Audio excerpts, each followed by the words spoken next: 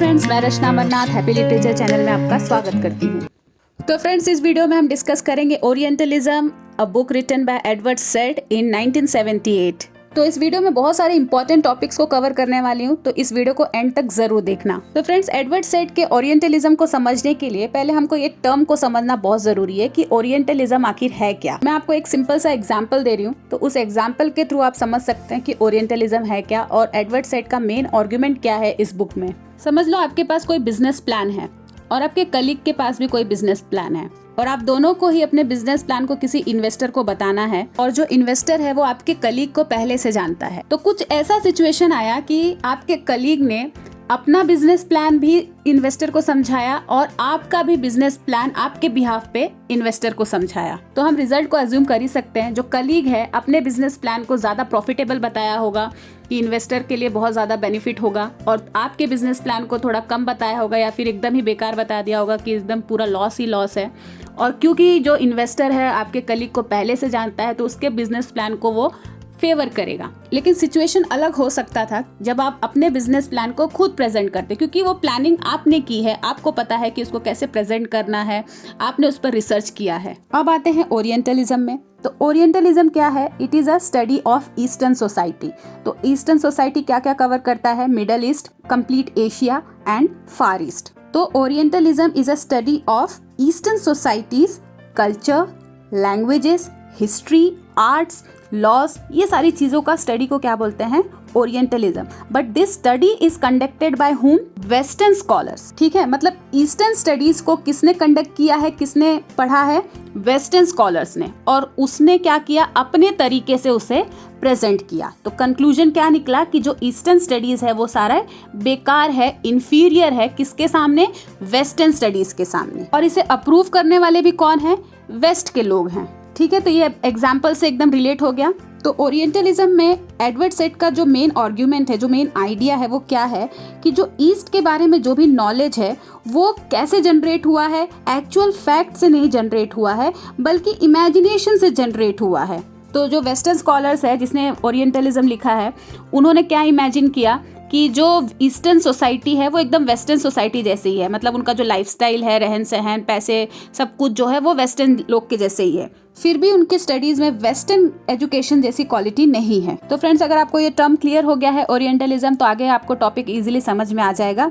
और अगर आपको अब तक का वीडियो अच्छा लगा है तो प्लीज इसे लाइक कर दीजिए, नहीं तो बाद में आप भूल जाते हैं। तो फ्रेंड्स, अब यहाँ से मैं जो भी टेक्स्ट यूज करूंगी आप इसका नोट्स बना सकते हैं। So orientalism is 1978 book by Edward Said in which he establishes the term Orientalism as a critical concept। तो इन्होंने वेस्ट को क्रिटिसाइज किया है ओरिएंटलिज्म में, वेस्ट के थॉट्स को क्रिटिसाइज किया है, उनके कंटेम्पचुअस डिपिक्शन को क्रिटिसाइज किया, मतलब जो उन्होंने ईस्ट के स्टडीज को लेके, ईस्ट के लोगों के बारे में जो गलत चीज कहा है उसको क्रिटिसाइज किया है। कंटेम्पचुअस मतलब disrespect. So societies and people of the Orient are those who inhabited the places of Asia, north Africa and the middle east. तो ईस्टर्न सोसाइटी के लोगों को क्या कहा जाता है? ओरिएंट। सैड ने ओरिएंटलिज्म में ये एग्जामिन किया कि कैसे वेस्टर्न ने ईस्टर्न कल्चर्स और ईस्टर्न सोसाइटी को रिप्रेजेंट किया है अपने fiction and non fiction work में। और सैड ने ये एग्जामिन करने के लिए कई सारी चीज़ों को रिफ़र किया, social, political and economic context को रिफ़र किया, ताकि वो अच्छे से एग्जामिन कर सके कि ये वेस्टर्न ने किस तरीके से ईस्टर्न सोसाइटी और कल्चर को प्रेजेंट किया है सबके सामने। He attempt to show how Western journalists, fiction writer and scholars help to build a prevalent and hostile image of the Eastern cultures as inferior, stagnant and degenerated। तो ये जो western scholars है जिसमें journalist होते हैं, fiction writers होते हैं, story writers होते हैं, हिस्टोरियंस होते हैं, टीचर्स होते हैं, तो यही सारे लोग मिलके जब ईस्ट के ऊपर कुछ रिसर्च कैरी किए थे, रिसर्च कंडक्ट किए थे, तो उन्होंने अपना पॉइंट ऑफ व्यू रखा, अपना परसेप्शन रखा, और उनके अकॉर्डिंग जो ईस्टर्न कल्चर है, ईस्टर्न स्टडीज़ है, वो इन्फीरियर है वेस्टर्न के कंपैरिजन में, उसको इन्होंने डीजेनरेट किया। तो यही सारे पॉइंट्स सैड ने ओरिएंटलिज्म में डिस्कस किया है। He also attempt to show the extent to which these representations permeate the western culture. मतलब यही सारा जो रिप्रेजेंटेशन था, जो वेस्टर्न स्कॉलर्स ने ईस्टर्न के बारे में बनाया था, वो पूरे वेस्टर्न कल्चर में वो स्प्रेड हो गया। और ये रिप्रेजेंटेशन को उन्होंने एक्सप्लॉइट किया, मतलब गलत तरीके से यूज़ किया to justify their imperialist policy. अपने पॉलिसीज़ को जस्टिफाई किया, जो भी उन्होंने मिडल ईस्ट में अपना पॉलिसी को इम्प्लीमेंट किया था तो उसको जस्टिफाई किया। जैसे कि इंडिया में कॉलोनियल रूलर्स ने वेस्टर्न एजुकेशन को इम्प्लीमेंट किया, तो उसको इम्प्लीमेंट करने के लिए क्या जस्टिफिकेशन दिया कि जो ईस्टर्न स्टडीज़ है, मतलब जो हम लोग का जो स्टडीज़ है वो सब बेकार है, इन्फीरियर है, वैल्यूलेस है, किसके सामने? वेस्टर्न स्टडीज़ के सामने। Now let's see the definition of orientalism given by Edward said in his book orientalism. तो इन्होंने अपने बुक ओरिएंटलिज्म के इंट्रोडक्शन में इस टर्म को कई तरीके से डिफाइन किया है। हम उनमें से 2 डेफिनेशन देखते हैं। Orientalism is a field of academic research that includes everyone who teaches, investigates and write about the Orient। तो इसका क्या मतलब हुआ? एकेडमिक रिसर्च मतलब एक फॉर्मल रिसर्च जिसमें कौन इंक्लूड है? सारे लोग, जो पढ़ाता है, जो इन्वेस्टिगेट करता है, जो लिखता है about Orient means about the east people, तो उस फील्ड को क्या कहा जाता है? ओरिएंटलिज्म। सेकेंड डेफिनेशन है orientalism is a corporate institution for dealing with the Orient। So corporate institution means group of institution for dealing with the Orient means dealing with the East, beginning in the 18th century। In short, Orientalism is Western style for dominating, restructuring and having authority over the Orient। तो orientalism कुछ नहीं है, खाली क्या है? एक western style है, किसको डोमिनेट करने के लिए? ईस्टर्न को। तो फ्रेंड्स, एडवर्ड ने इस बुक में एक इम्पॉर्टेंट रिलेशन को एग्जामिन किया है, कॉम्प्लेक्स रिलेशन को एग्जामिन किया है, relation between power and knowledge. Following Michel Foucault, Michel Foucault कौन थे? एक फ्रेंच फिलोसोफर थे जिसको एडवर्ड भी फॉलो करते थे। Said writes about a complex relationship between knowledge and power. Knowledge of the Orient compels orientalist. Orientalist कौन होते हैं? whose profession is to study the Orient, मतलब ईस्ट की जो स्टडी करते हैं उनको ओरिएंटलिस्ट कहते हैं।